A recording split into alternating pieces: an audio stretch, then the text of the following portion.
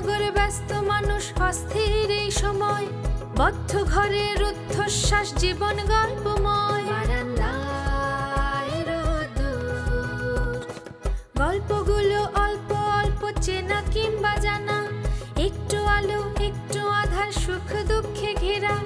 দুঃখের গল্প ভেসে ভেসে যাক নানের উদ্দেশ্যে, সুখের আলো ফুটে উঠুক এই নীল আকাশে। বারান্দায় রোদ্দুর, বারান্দায় রোদ্দুর, বারান্দায় রোদ্দুর, বারান্দায় রোদ্দুর।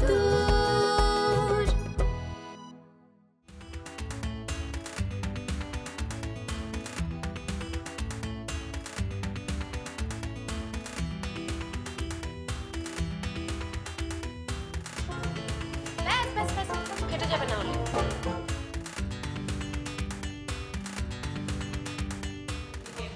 দরজার চারপাশে ঝুলিয়ে দিলেই হবে। আচ্ছা ভাবিজান, আপনি একদম টেনশন করবেন না, আমি বুলেটের বেগে সবকিছু করে ফেলতেছি। আর শোনো, যে ফিতাটা আছে না, ফিতাটা দরজার এ পাশ থেকে ও পাশ পর্যন্ত ধরা থাকবে, আর আমরা থাকবো ফিতার এ পাশ মানে ভেতরে, আর মিরাজ থাকবে বাইরে। অবশ্যই ভাবিজান। আচ্ছা, একটা ব্যাকগ্রাউন্ড মিউজিক তো থাকা দরকার ছিল। সেটা কি? এটা তো বুঝতে পারলাম না ভাবিজান। আরে তুমি সিনেমায় দেখোনি, যখন ধুমধুমার মারামারি চলছে তখন ভয়ঙ্কর কোনো মিউজিক বাজে, আর যখন কেউ মনের দুঃখে কান্নাকাটি করছে তখন বেহালা বাজে, না হলে করুণ সুরে বাঁশি বাজে। আচ্ছা, বুঝতে পারিছি। আচ্ছা ভাবিজান, দেখেন তো এটা কিরাম হয়।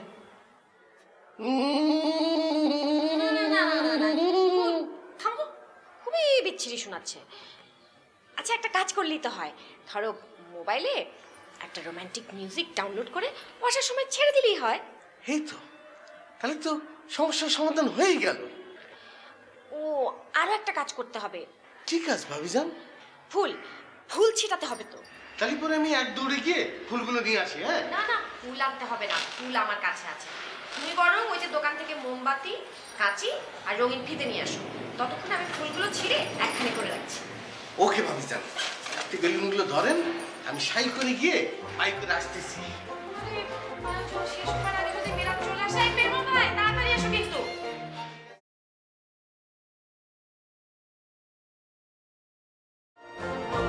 বাপরির কাণ্ড দেখেছো? কেন, কি হয়েছে? যাও নিজের চোখে দেখে এসো। আহা, বলোই না, সে কি করছে? বাবা, রীতিমতো উদ্ভট ঘটনা ঘটাচ্ছে, আর তুমি যাচ্ছই না দেখতে। আমি নিজেও কিছু কিছু বিষয় পরিত্যাগ করার চেষ্টা করছি। আলহামদুলিল্লাহ। এখন বলো, আপনি কি করছে? সে কি করেছে জানো? মিরাজকে স্বাগত জানানোর জন্য রীতিমতো গেট সাজাচ্ছে। কোথায় গেট সাজাচ্ছে? কেন, আমাদের ড্রয়িং রুমের সামনের গেটটা। কি দিয়ে সাজাচ্ছে? বেলুন দিয়ে সাজাচ্ছে। ও আচ্ছা, কি রঙের বেলুন? অফ, শুরু হয়ে গেল। ঢেকি না স্বর্গে গেলেও ধান বানে। প্রশ্ন না করে নিজেকে একবার দেখে এসো না। আহা, করছে, করতে দাও। আমি গেলে পরে বেচারা বিব্রত বোধ করতে পারে। তাছাড়া মিরাজ তো এতদিন কখনো বাইরে থাকেনি, এটা ওর প্রাপ্য। ভূতের মুখে রাম নাম। তো যাও না, তুমিও গিয়ে দাঁড়িয়ে থাকো। আরে না না, আমার কি আর সে বয়স আছে? এসব তোমাদের ব্যাপার, তোমরা করো গিয়ে। আমাদের বয়স মানে? আমার বয়স কি কম? আমি কি কচি খুকি? হ্যাঁ, তোমার বয়স হয়েছে নাকি? আমার তো মনে হচ্ছে তোমার বয়স বড় জোর এই 22 হবে।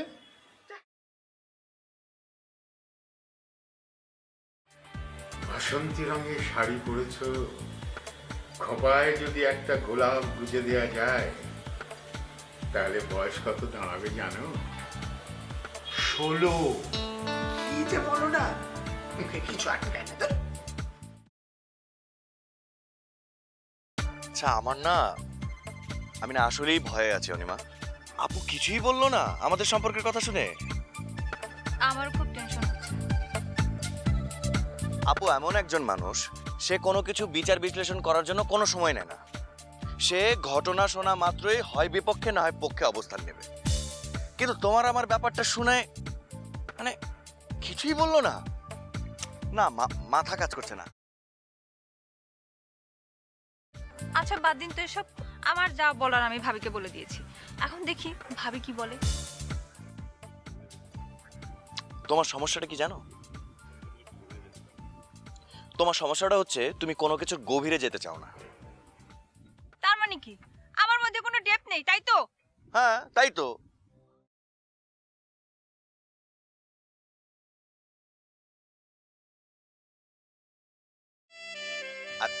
আরে বাবা, এখানে কান্নার কি আছে? কি মুশকিল? কাঁদবো না তো কি করব? আপনি সবসময় আমাকে অপমান করবেন আর আমি হি হি হি করে হাসবো না? আমার মধ্যে কোনো ডেপথ নেই, তাহলে আমার কান্না আসে কি করে? আর আমার মধ্যে কোনো ডেপথ না থাকলে আমি আপনাকে ভালোবাসলাম কি করে? আচ্ছা ঠিক আছে, তোমার অনেক ডেপথ, সাগরের থেকেও মানে সমুদ্রের থেকেও অনেক গভীরতা। হলো? না হয়নি। মেয়েরা কাঁদলে রুমাল এগিয়ে দিতে হয়। আমার তো রুমাল নেই, আমার কাছে টিস্যু আছে, চলবে? চলবে।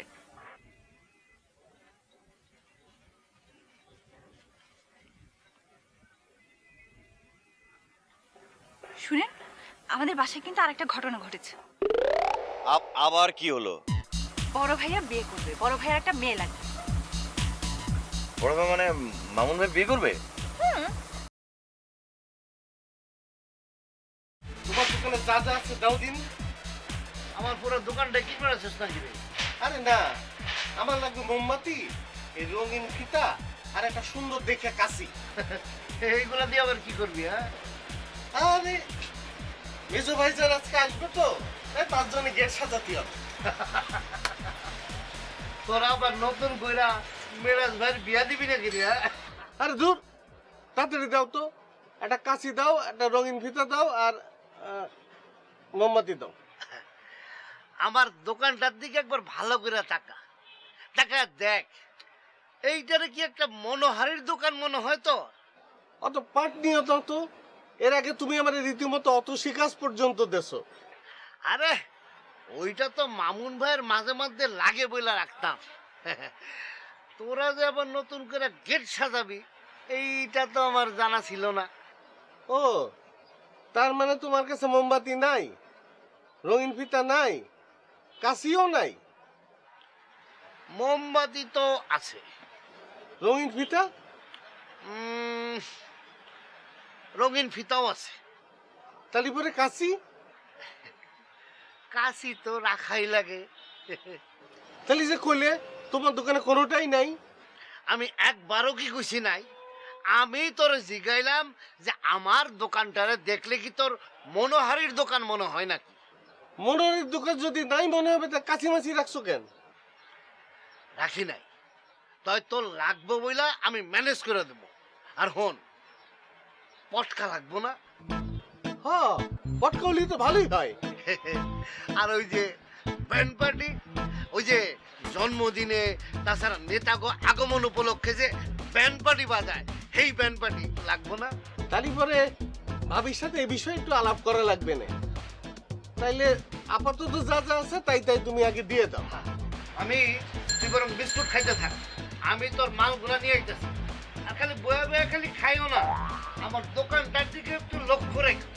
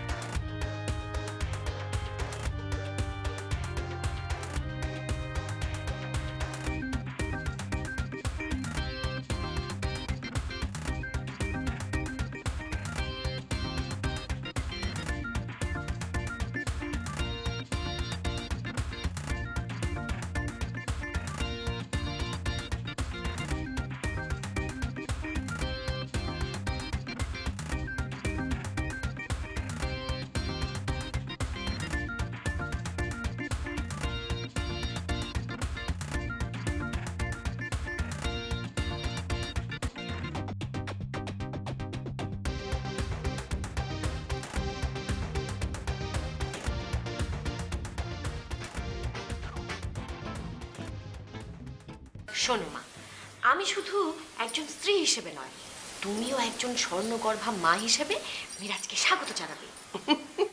আচ্ছা, তোর মাথায় কি সবসময় উদ্ভট চিন্তা করে? মা, মানব জীবন তো এই একটাই, কেন তাকে পাঞ্চে করে রাখবে বলো? আর লাইফটা কি? লাইফটাকে তো এনজয় করতে হবে। লাইফটা তো ঘিরেই আছে তোমার বাবা মা ভাই বোন বন্ধু বান্ধব, এদের সবাইকে নিয়ে। আচ্ছা ঠিক আছে, এখন বল আমাকে কি করতে হবে। মিরাজকে আমি একটা অভূতপূর্ব এক্সপিরিয়েন্স দিতে চাচ্ছি মা। আমি চাই কোথায় না কোথায় এতদিন ঘুরে বেড়ালো কি না কি খেয়েছে তার কোনো ঠিক নেই। আমি চাই ওর জীবনটা যে একঘেয়েমি নয় সেটা আমরা সবাই মিলে ওকে বুঝিয়ে দেব। তা ফিলোসফি বাদ দিয়ে কি করবি সেটা বল। ফিলোসফির তো দরকার আছে। মিরাজ যখন জানবে যে তার পরিবার অধীর আগ্রহে তার জন্য অপেক্ষা করে আছে, তখন তো তার কাছে জীবনটা অনেক মূল্যবান মনে হবে, তাই না? ওরে, আমাকে জ্ঞান দিয়ে তোর লাভ কি শুনি, আমাকে কি করতে হবে সেটা বল। তুমি মিরাজকে স্বাগত জানানোর এই কর্মকাণ্ডের চিফ গেস্ট হলাম, তারপর? শোনো মা, বেলুন ফোলানো হয়ে গেছে, পেরমল ভাই দোকানে গিয়েছে রঙিন ফিতা আর মোমবাতি আনতে। মিরাজ আসলেই ফিতা কেটে তাকে স্বাগত জানানো হবে। আমাকে তাই দরজায় দাঁড়িয়ে থাকতে হবে, তাই তো? হ্যাঁ। ঠিক আছে, আমি আমার সন্তানকে স্বাগত জানাবার জন্য অধীর আগ্রহে দরজায় দাঁড়িয়ে থাকবো, হলো তো? থ্যাংক ইউ মা, আই লাভ ইউ। এই লোকটা না পারেও বটে। কিন্তু বড় ভাইয়ের সঙ্গে মানায় এরকম একটা মেয়ে আমি কোথায় পাই এখন? যেখানেই পাও না কেন, মামুন ভাইকে এবার সত্যি সত্যি বিয়ে করিয়ে দাও। কি? মানে মামুন ভাই জানবে তার নকল বিয়ে হচ্ছে, কিন্তু তোমরা আসলে তাকে সত্যি সত্যি বিয়ে করিয়ে দিবে। তারপরে যদি লোকটা ঠিক হয়। ঠিক হয় মানে? না মানে যত সব আজগবি গবেষণা টবেষণা করে বুড়ো বয়সে তো বসে বসে খাচ্ছে, তো বিয়ের পরে যদি কোনো একটা কিছু কাজকর্ম শুরু করে, এই আর কি। আসলে বড় ভাইয়ের একটা সমস্যা আছে। বড় ভাই এরকম ছিলেন না। কি সমস্যা? আমাদের যে বাড়িটা বেদখল হয়ে আছে, ওই বাড়িটা যেদিন বেদখল হয়ে যায় ওই দিন থেকেই নাকি বড় ভাইয়া এরকম আচরণ শুরু করে। আসলে ওই বাড়িটার সঙ্গে ভাইয়ার অনেক স্মৃতি, অনেক ভালো লাগা। না সেক্ষেত্রে এমনটা হতে পারে, কিন্তু তারপরও বিয়েটা করিয়ে দাও। ওকে, মেজো ভাই আগে বাড়িতে আসুক, তারপরে বড় ভাইয়ের বিষয়টা নিয়ে কথা বলবো। ঠিক আছে। কি হলো, হাসির কি হলো? হাসবো না? আমার বড় ভাইয়ের থেকে আপনার বড় বোনও তো কোনো অংশে কম না। আপু আবার কি করলো? তিনি এখন গেট সাজাচ্ছেন। গেট সাজাচ্ছেন মানে? মানে হলো মেজো ভাই আজকে বাড়িতে ফিরবেন, এই জন্য ভাবি তাকে বরণ করে নেওয়ার জন্য গেট সাজাচ্ছেন। কি? মেজো ভাই এর আগে কোনোদিন কখনো আমাদেরকে ছেড়ে বাইরে রাত কাটায়নি, এই জন্য ভাবি তাকে বরণ করে নেওয়ার জন্য গেট সাজাচ্ছে। I'm just speechless. চলো চলো।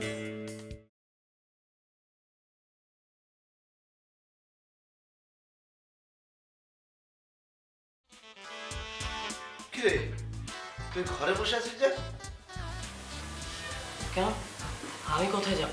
আরে মিরাজ আসছে, সবাই তাকে স্বাগত জানানোর ব্যবস্থা করছে, তুই স্বাগত জানাবি না? দেখো বড় ভাইয়া, আমি তোমাকে স্পষ্ট করে বলে দিচ্ছি, ভাবির এই আয়োজনটাকে মেজো ভাইয়া কখনোই পছন্দ করবে না। কেন? কারণ মেজো ভাইয়া তোমার মতো ক্রিয়েটিভ লোক নয় যে তাকে স্বাগত জানাতে হবে। না, আমারও বিষয়টা তেমন পছন্দ হচ্ছে না। মানে আমাকেও যদি তোর এভাবে স্বাগত জানাতিস তাহলে আমিও কিন্তু পছন্দ করতাম না। তাহলে বোঝো আমি কেন শুধু শুধু মেজো ভাইয়ার ঝাড়ি খেতে যাব। আচ্ছা শোন, তাহলে তুই আমাকে একটু হেল্প কর। আমি তোমাকে একবার বললাম না ভাইয়া, আমার জানাশোনায় কোনো ধরনের কোনো মেয়ে নেই। আরে পুরো কথা শুনে তারপর না উত্তর দিবি। আচ্ছা বলো। শোন, আমি ভাবছি পত্রিকা একটা বিজ্ঞাপন দেব। কিসের বিজ্ঞাপন? আর পাত্রী চায়ের বিজ্ঞাপন।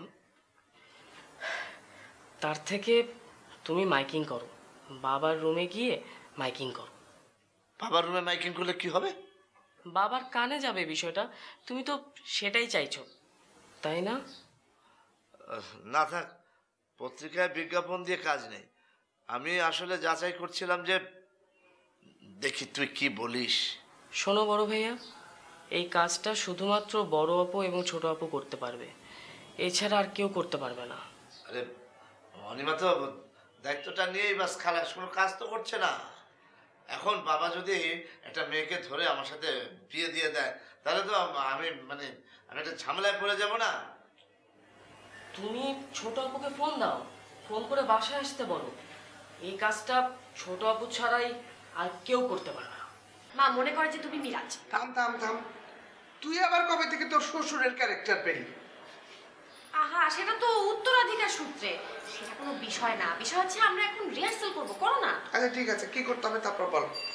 আমি আর পেরমল ভাই থাকবো ফিতার ওপাশে, মানে ভেতরের দিকে, আর তুমি সিঁড়ি দিয়ে উঠে আসবে আর আমাদের এসব কাণ্ড কারখানা দেখে মারাত্মক অবাক হবে। মারাত্মক অবাক হব আবার কিভাবে? এটা কোনো ঘটনা চাষি যান, চোখ দুটোরে বড় বড় করে বাইর করে ফেলবেন আর মুখটারে জলস্থির মতো হা করবেন, হয়ে গেল। আচ্ছা ঠিক আছে, তারপর কি করতে হবে বল। তারপর আমি ফুলের পাপড়ি তোমার মাথায় ছিটিয়ে দেব, আর তুমি আমার হাত থেকে কাঁচিটা নিয়ে ফিতা কাটবে, আর পেরমল ভাইয়ের হাতে যে মোমবাতিগুলো আছে ওগুলো ফু দিয়ে নিভিয়ে দেবে, ব্যাস।